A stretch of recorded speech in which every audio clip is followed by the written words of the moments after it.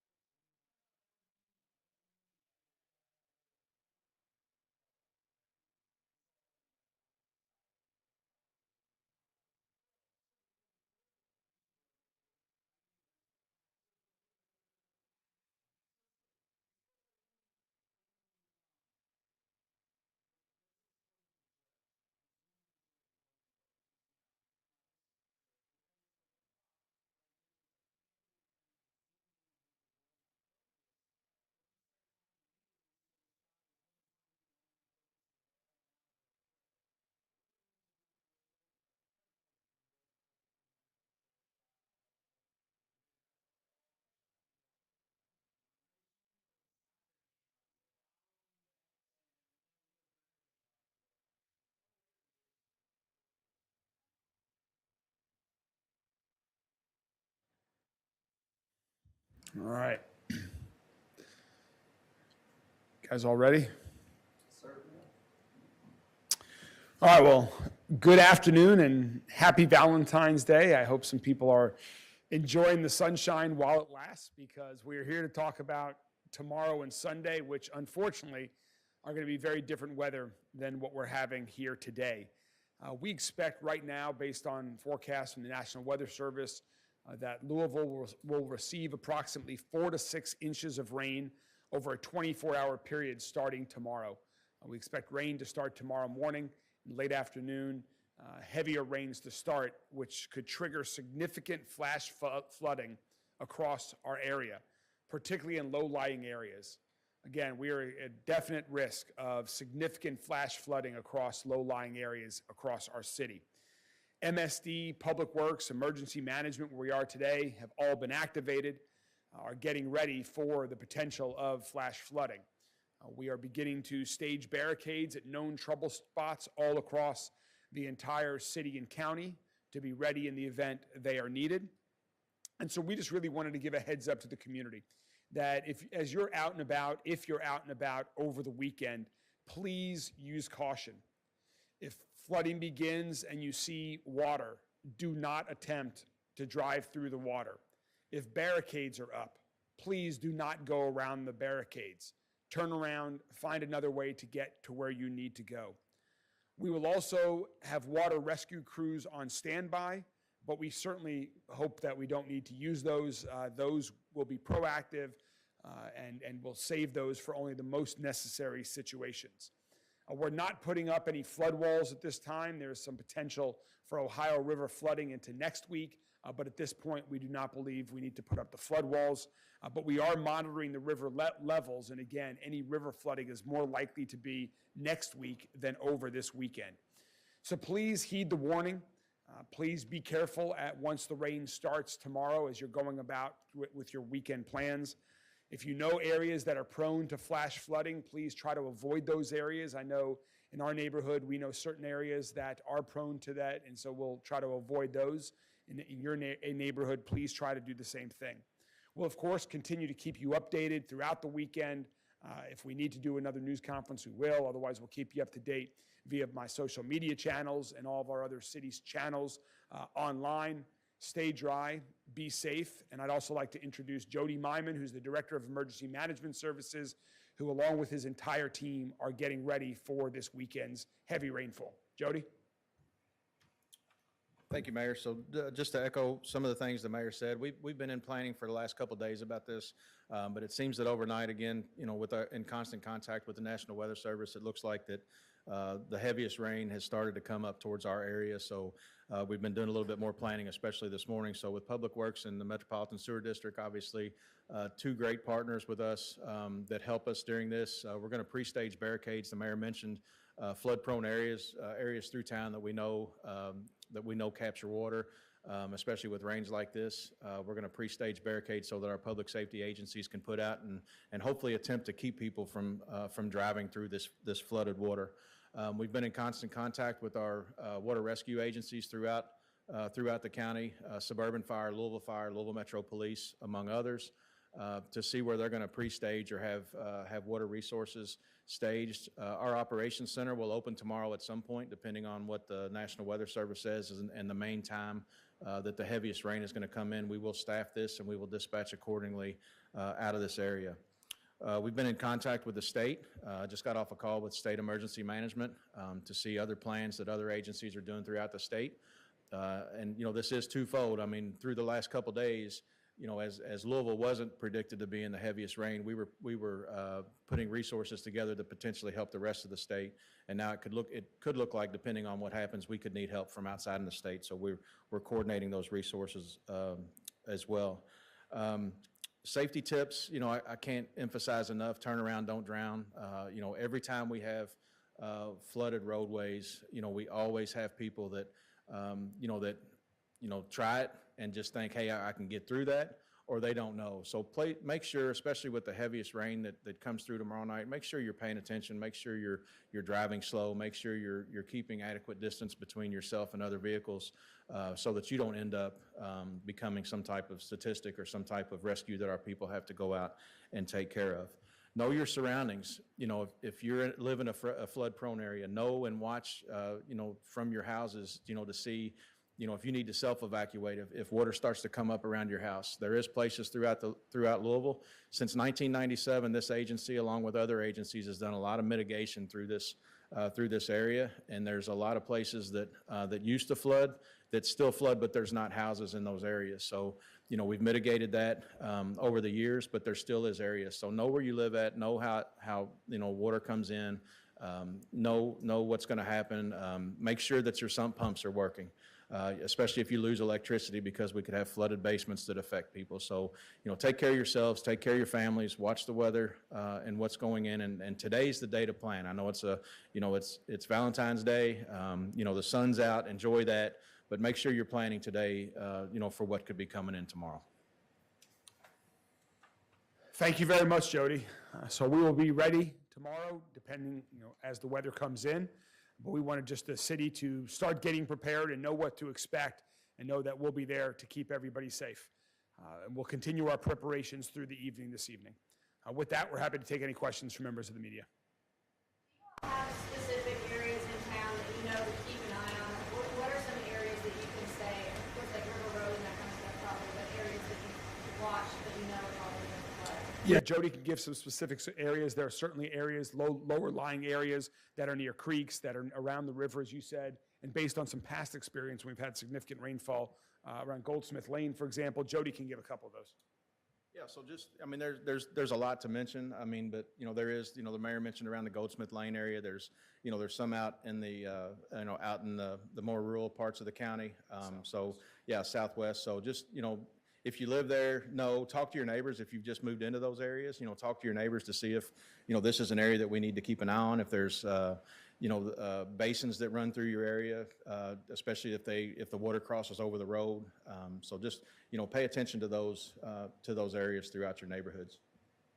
And at what point do you expect the water levels to start going back down? Because I know once the rain stops, it's still going to swell more for a little bit. So when can people breathe easy?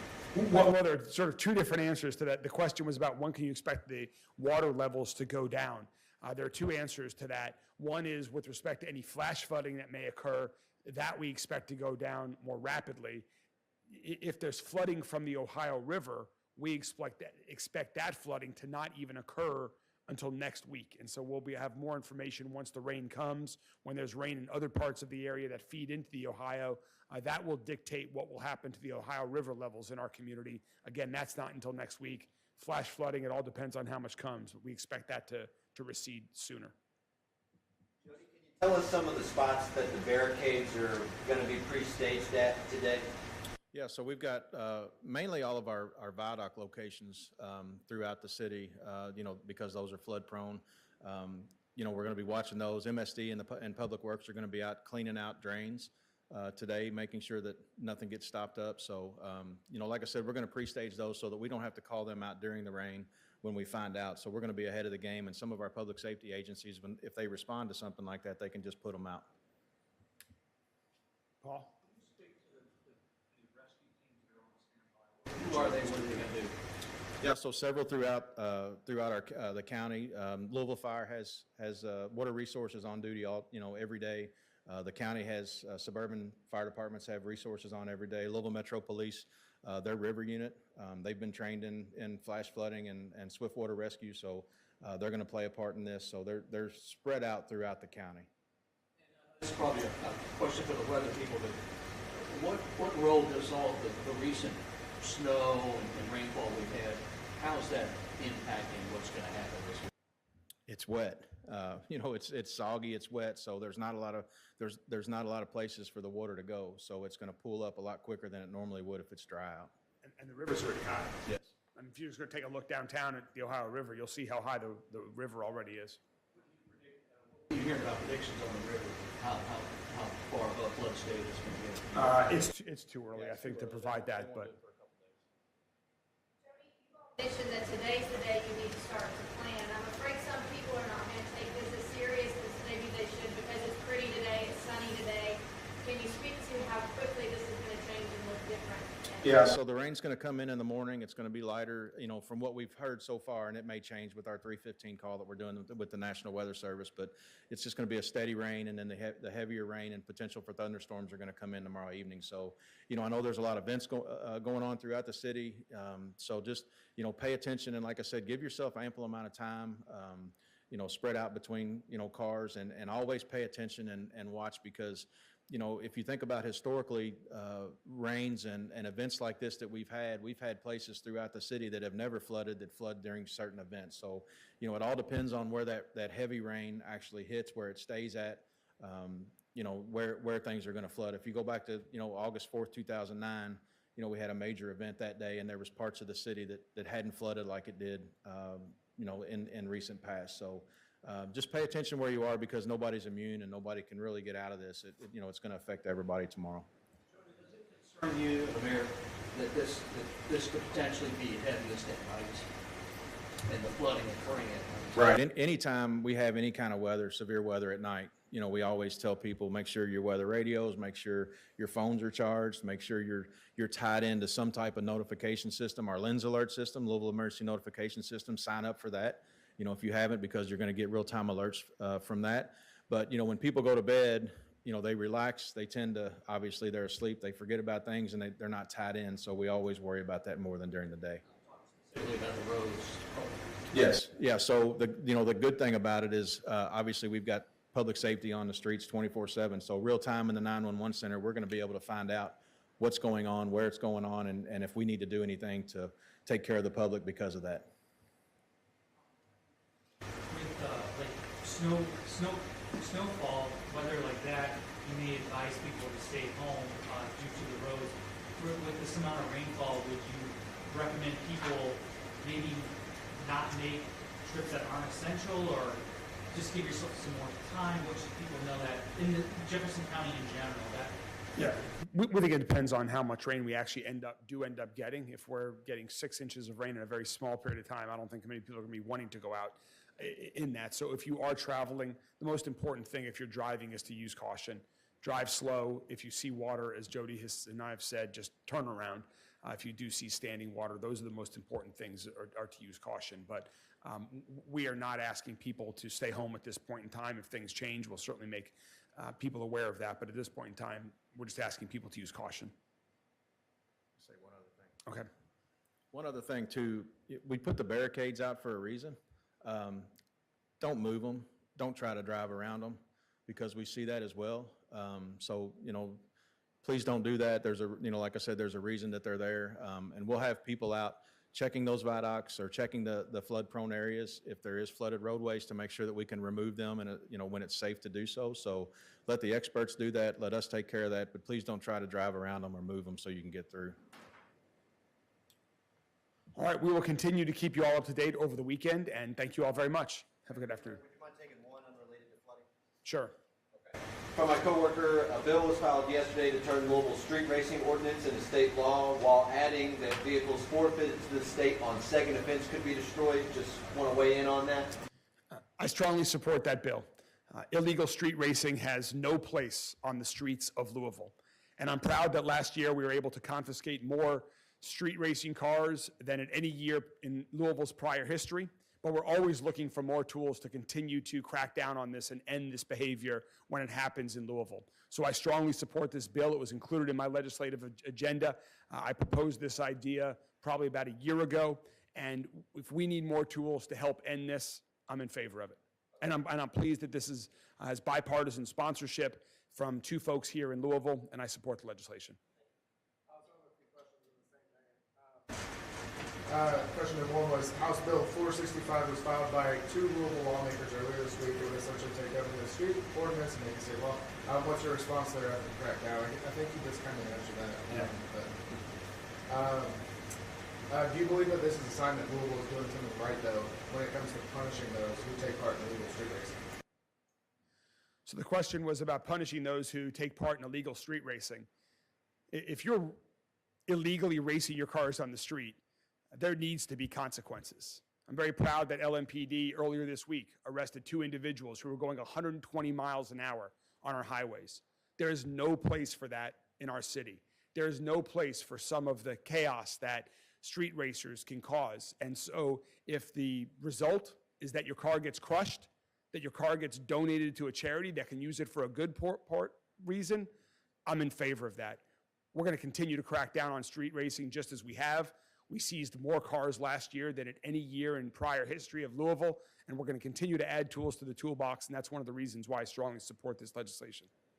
And despite these measures, street racing is still occurring. Is there any other steps or anything that you can think that you would like to be added on to help stop this illegal activity?